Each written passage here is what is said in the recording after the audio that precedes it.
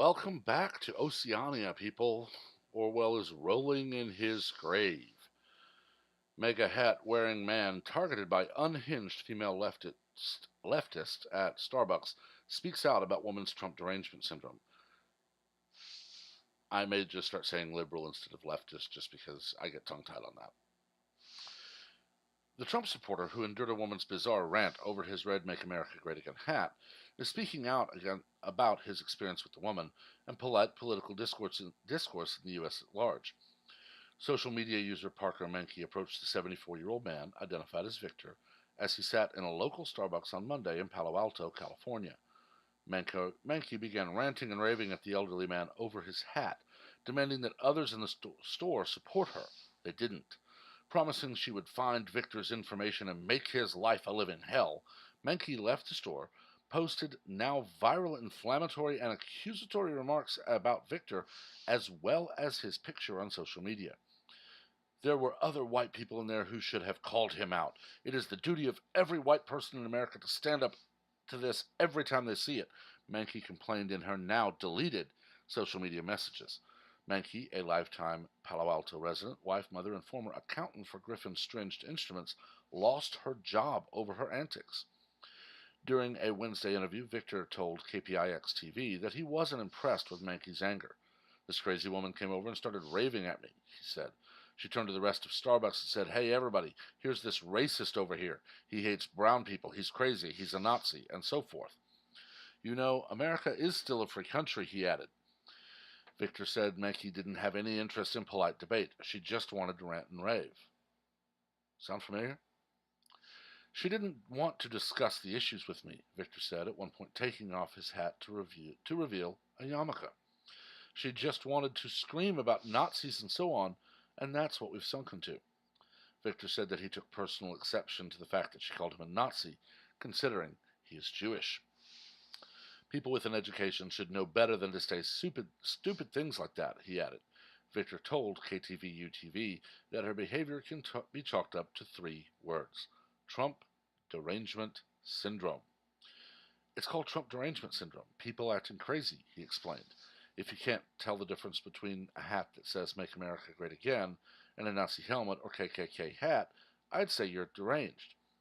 KTVU reported that during the course of Victor's interview, another woman approached him who hugged him and offered up support, even though she apparently had different viewpoints. "Wear the hat and be proud," she told Victor. "You stand up for what you believe in, and I'll stand up for what I believe in, and we can still have a cup of coffee together." Right on.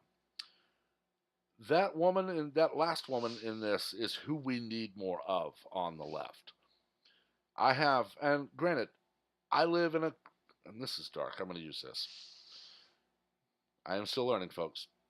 But I live in a fairly conservative area. It's a small town, but I have friends who are definitely more liberal than me. We know each other's politics, and with some of us, we don't discuss the politics at all. With others, we can. But we don't go into the derangement you see here. We're not hugging it out or anything either. We're people who believe differently. Honestly, though, what needs to happen is what happened to this Parker Menke. She's unfortunately ruined her life even for a short time because she can't accept the fact that people don't agree with her 100% of the time. This man was sitting quietly in Starbucks having a cup of coffee. She decided to cause a scene, hurl insults, and threaten to expose private information about this man to the world to, as she put it, make his life a living hell. How long, though, until we see her on CNN, tearfully recounting the horrifying day she met a Nazi and the just blatant disregard for her safety as her job did not understand that she had to stand up to hate? We've seen it more as the years have gone on since 2016. It started fast with people at UC Berkeley attacked, property destroyed. One person struck in the head with a bicycle lock, apparently by an employee of the university, because they did not agree that a private event must ask people not attending who they can have come speak. Because a group wanted Ben Shapiro to come to their private event, people not attending said event rioted. We had people in Washington, D.C. on January 20th of 2017 who destroyed public and private property and rioted in the streets because they could not force the country to overthrow a duly elected president. I've said for a while this is going to get worse, and here you see it is getting worse. These types of stories are more and more common, and this is just the beginning, apparently. People like this, one, they need to be punished.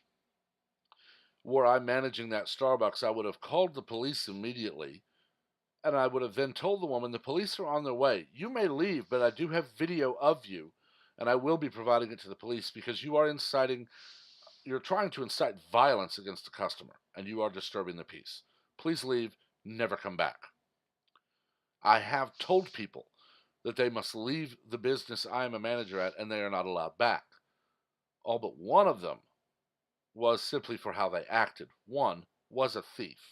I had no direct proof, but I did have reports from multiple employees. All of them tried to force me to apologize and let them back in, and I never did. And luckily, my superiors stood by me.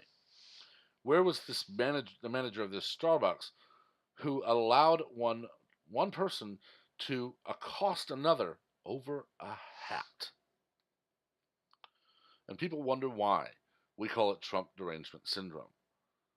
Imagine, if you will, someone who had a hope and change hat in Kennesaw, Georgia, Starbucks, had a conservative just walk by and go, I just don't like that hat, buddy. We'd have had reports of rampant racism in the South and people fleeing for their lives as lynch mobs chased them with pitchforks and torches because someone said they don't like a hat. But this woman goes off on a horrible tirade, threatens to expose this man's information to, as again, in her words, make his life a living hell. And all we get is a conservative website reporting it. Not even Fox News is running with this. Although, to be fair, they've run with so many, it's becoming tired on that network. CNN, MSNBC, all the rest of them will ignore it. And I guess that's the first thing we need to do, is we need to make it clear to the mainstream media that are in the DNC's pockets that we no longer accept them sugarcoating everything from the left and blowing everything from the right out of proportion. We want to return to responsible journalism. Give me the who, the what, the when, the where, and the how. I don't want the why. If there is an arrest made, I don't want the who. If it's a mass shooting or terror attack, I dang sure don't want the who. I want to know what happened, when, where, and how. Sometimes give the who, but you have to be careful with that. And never give the why unless you're airing an interview with the person who did it and letting them tell you why. But this doesn't sell. This doesn't drive ratings. This doesn't attract sponsors and advertisers. Everything has to be just so over the top that we have lost journalism. And I honestly don't know if we'll ever get it back. But I've talked long enough. Make sure, let me know what you think. Keep it classy, keep it civil. Because as again, we don't learn from arguments. We learn from debate. Also, make sure to like this video and please hit subscribe and the notification so you can keep up with the new content. I am moving to a schedule as things away from this are starting to ramp up for the spring. Several things going on that I need to make sure I have time and attention for. So I will only be posting at 4 a.m. and p.m. as well as 10 a.m. and p.m. each day. Of course, you'll want the notifications on because there may from time to time be something I just can't ignore, and it may just be posted on the fly. be it a live stream or just a story I post about. So again, you'll want to be subscribed with notifications for that. Until next time, everyone, have a wonderful day.